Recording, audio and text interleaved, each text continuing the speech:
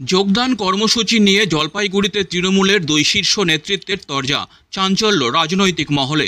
যোগদান কর্মসূচি নিয়ে নাম না করেই সাংবাদিক বৈঠক ডেকে জলপাইগুড়ি শহর ব্লক তৃণমূল কংগ্রেস সভাপতি তপন ব্যানার্জি দলবিরোধী কাজের অভিযোগ তুললেন দলেরই SC/ST সেলের জেলা সভাপতি কৃষ্ণ দাসের বিরুদ্ধে।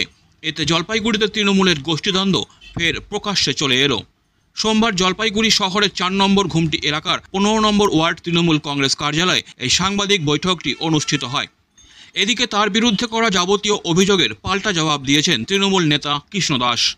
তপন ব্যানার্জি অভিযোগ করেন, দলের গঠনতন্ত্র অনুসারে ব্লক ও ওয়ার্ড সভাপতিকে না জানিয়ে এই সব যোগদান দলের এক শাখা সংগঠনের জেলা সভাপতি করে চলেছেন, যা অবৈধ, দলের নিয়ম বিরুদ্ধ এবং এতে দলের ভাবমূর্তিও ক্ষুণ্ণ হচ্ছে।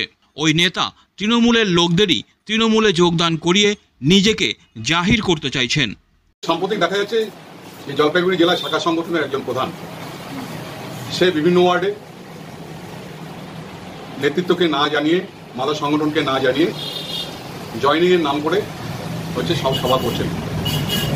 জয়নিং কাকে করানো হচ্ছে? জয়নিং করানো হচ্ছে তাদেরকে যারা অলরেডি তৃণমূল কংগ্রেসের কর্মী বা সমর্থক। যে এই ধরনের যোগদান সভা করা যায় না। যোগদান করার সভার কতগুলি নিয়ম আছে।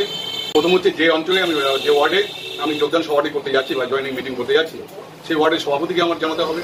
ওয়ার্ড সভাপতি ব্লকের সভাপতিকে জানাবে, ব্লকের সভাপতি জেলা সভাপতিকে জানাবে, জেলা সভাপতি প্রদেশ নেতৃত্বকে জানাবে। সেটা বাদ বিচার করা হচ্ছে না, তাদের দলের ভাবমূর্তি ক্ষুণ্ণ হচ্ছে। তাহলে এটা কি হচ্ছে? আমাদের যে গাইডলাইন, আমাদের যে গঠনতন্ত্র, দলের যে গঠনতন্ত্র, সেটার বিরুদ্ধে হচ্ছে। তাই আমরা মনে করি যে এই যোগদান পর্ব এটা সম্পূর্ণ অবৈধ।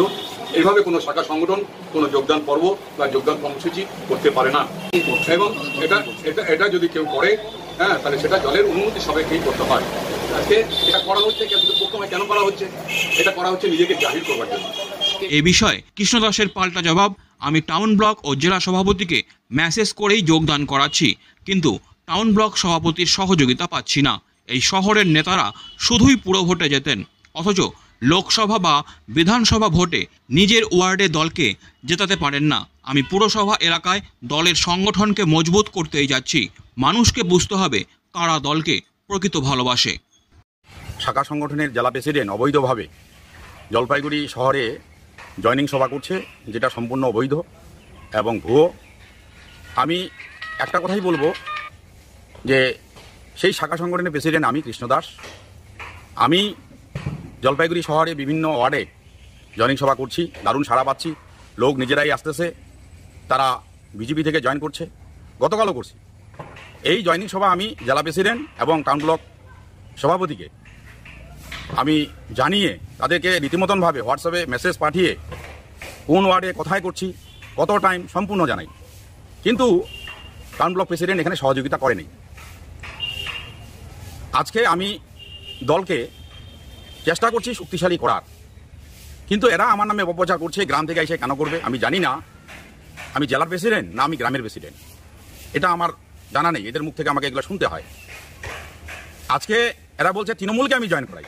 যদি তৃণমূলকে জয়েন করাই, তাহলে জলপাইগুড়ি টাউনের মধ্যে 17,000 ভোট কী করে বিছায় থাকে? আমার যতটুকু ধারণা, 2014 সাল থেকে 2024 সাল, 14, 16, 19, 21, 24 এই সময় যে লোকসভা বিধানসভার ভোট হয়, এই লোকসভা বিধানসভার ভোটে কিন্তু এরা কোনোদিন জয়লাভ করতে পারে না। এরা শুধু জয়লাভ করে পৌরসভার ভোটে। তখন এরা এক একজনে 2,000, 3,000 ভোটে জয়লাভ করে।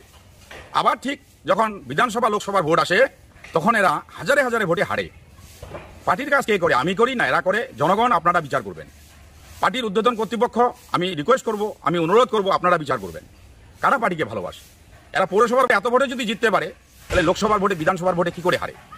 আজকে আমরা দুইটা জায়গায়, জলপাইগুড়ি জেলায় যে ভোটে আমরা আজকে লোকসভায় হেরে গেলাম, দুইটা জায়গায় সব থেকে আমরা কম ভোট পাই। সেটা হচ্ছে জলপাইগুড়ি টাউন এবং শিলিগুড়ি 14টা ওয়ার্ড এবং 4টা জিপি, ডাবগ্রাম 1, ডাবগ্রাম 2, ফুলবাড়ি 1, ফুলবাড়ি 2। ওখানে 72,000, এখানে 17,000। বিচার জনগণের কাছে দিলাম। বিচার কারা পার্টির কাজ করে তদন্ত করে এর সুরাহা করার জন্য। Disclaimer. This channel may not promote any violent, harmful or legal activities. All content provided by this channel is meant for an educational purpose only.